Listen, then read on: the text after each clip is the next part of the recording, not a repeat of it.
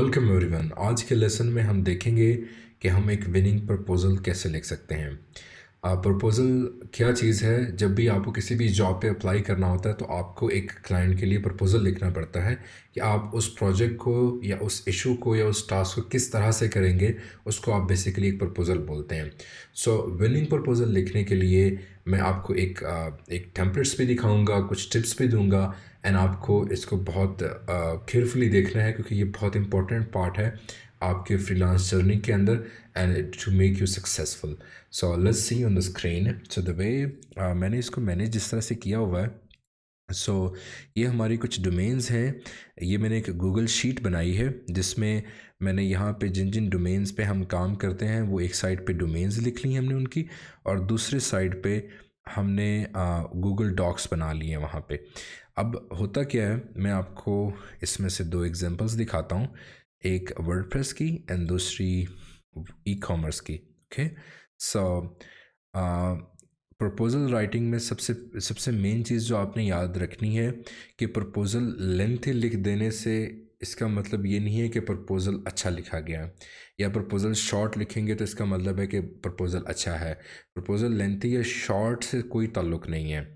या आप जितने ज़्यादा पोर्टफोलियो के लिंक ऐड कर देंगे तो वो ज़्यादा बेहतर है, नहीं, क्योंकि आगे भी एक ह्यूमन बैठा है। सो वो आप जितना ज़्यादा टेक्स्ट लिखेंगे उसको रीड करने में इशू हो सकता है। ठीक है, अगर आप बहुत ज़्यादा लिखेंगे या प्रपोजल्स को कॉपी पेस्ट करेंगे, ठीक है, सो आपने कभी प्रपोजल्स को कॉपी पेस्ट नहीं करना।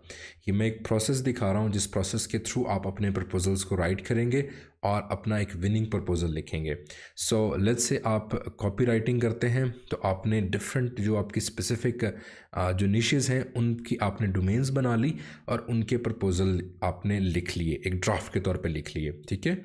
सो होगा क्या कि जैसे ही आपने जॉब देखी, ठीक है, सो आपने लेट्स से वो वर्डप्रेस की डोमेन से थी तो हमने वर्डप्रेस की प्रपोज़ल ओपन किया। अब यहाँ पे हमारे पास वर्डप्रेस का एक प्रपोज़ल शो हो रहा है। ठीक है। अब आपने इस प्रपोज़ल को डायरेक्टली कॉपी पेस्ट नहीं करना है। ठीक है। So I am just giving you guys an example. ठीक है। सो जो इसका स्ट्रक्चर है वो पहला क्या है कि सैल्यूटेशंस है जिसमें हम लोग हाय हेलो इस तरह का उसके साथ हम लोग पहली लाइन के साथ स्टार्ट करते हैं। ठीक है। एंड देन आपका जो पॉइंट होगा कि क्लाइंट क्या ढूंढ रहा है। लेट्स से वर्डप्रेस डेवलपर है, so you are looking for हमने उसको मुखातिब किया, you are looking for a WordPress developer. किस लिए ढूंढ रहा है वो काम बताओ, एंड देन आपके क्या क्वेश्चंस हैं उसमें। ये बहुत इंपॉर्टेंट है समझना कि पहले आपने हाय एंड देन कोशिश करें कि क्लाइंट का नेम लिखें। अब हम लोग क्लाइंट का नेम कहाँ से निकाल सकते हैं? लेट्स से दो केसेस हो सकते हैं कि या क्लाइंट का नेम अवेलेबल हो या क्लाइंट का अवेलेबल नेम ना हो। ठीक है। तो उसके लिए हम लोग क्या करते हैं कि लेट्स से ये एक क्लाइंट है जिसको 5 स्टार की रेटिंग है और इसने 700 के स्पेंड किया हुआ है। तो लेट्स सी अगर किसी फ्रीलांसर ने इसको, जैसे एक क्लाइंट फ्रीलांसर को रिव्यू देता है इसी तरह से फ्रीलांसर भी क्लाइंट को रिव्यू देता है, हो सकता है कि उसमें यहाँ पे उसका नेम लिखा हो। ठीक है। बट यहाँ पे इस केस में नहीं है। So let's get an example जिसमें उसका नेम हम देखेंगे। अगर हमें कहीं से किसी क्लाइंट का नेम मिलता है, और ये नहीं है कि इस जॉब का मैं किसी और जॉब में लिखूंगा, ठीक है, ज़रूरी नहीं है। ठीक है। बट अब मैं आपको एग्जांपल शो कर रहा हूँ कि हो सकता है, जैसे देखिए यहाँ पे लिखा है I had a great experience working with Michael. तो लेट्स से अगर मैं इस जॉब पे अप्लाई कर रहा हूँ तो मैं यहाँ से इस क्लाइंट का नेम उठा सकता हूँ, माइकल। ठीक है। यहाँ पे मैं लिख सकता हूँ हाय माइकल। ठीक है। तो अगर नहीं है क्लाइंट का नेम तो फिर मैं इसको ऐसे ब्लैंक छोड़ दूंगा, हाय। ठीक है।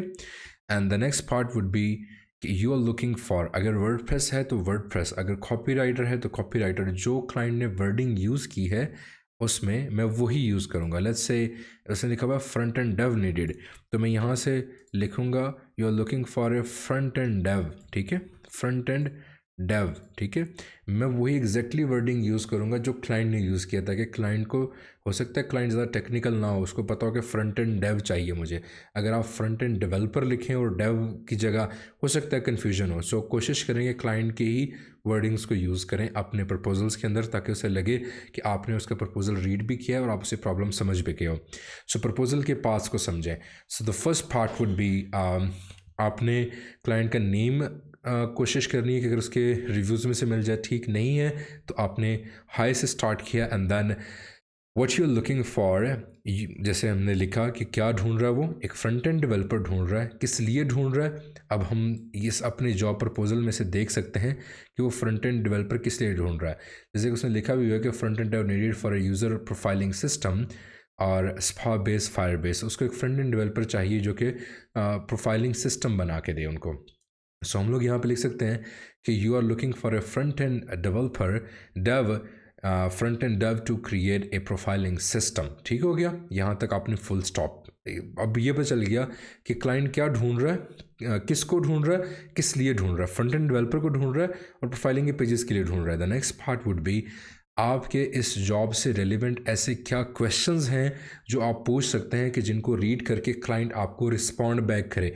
क्यों रिस्पॉन्ड बैक करे, क्वेश्चंस क्यों पूछें, कोई ऐसी अट्रैक्टिव लाइंस हम यहाँ पे लिखें इससे रेलिवेंट कि लेट्स से अगर हम लोग यहाँ पे इस जॉब की बात करें तो मैं यहाँ पूछ सकता हूँ एग्जांपल के तौर पे, एग्जांपल दे रहा हूँ कि आपने क्या आप मुझे अपनी एग्जिस्टिंग डिज़ाइन शेयर कर सकते हैं जो डिज़ाइन बनाए गए हैं प्रोफाइलिंग के पेजेस के लिए, ठीक है। या और मैं एप्लीकेशन के बारे में अगर आप कुछ शेयर करें या आप मज़ीद कुछ इन्फॉर्मेशन शेयर करें, सो ऐसे कोई भी क्वेश्चंस ऐड करें जिससे क्लाइंट रीड करके रिस्पॉन्ड बैक कर दे आपको।